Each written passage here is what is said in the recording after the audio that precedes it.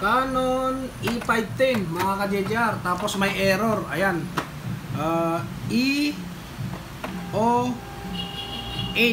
Yan. Nagwa-warning na to.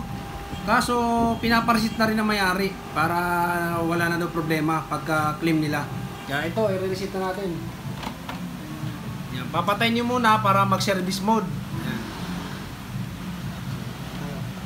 Tapos service mode, long press, tapos power. Yan. Tapos 2 service mode na siya mga ka-JJR.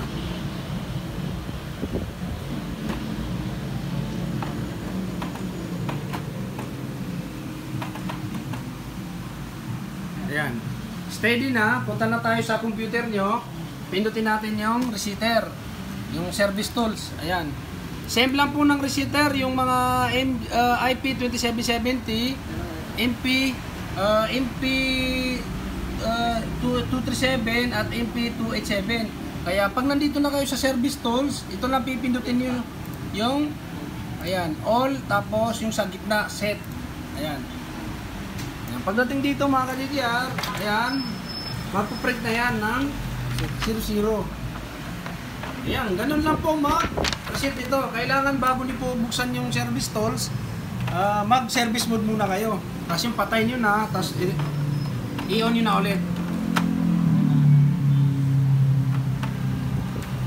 Tapos makikita nyo wala na yung warning or wala na yung ano, E08.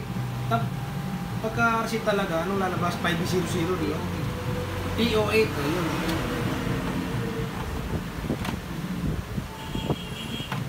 Ayan, okay na.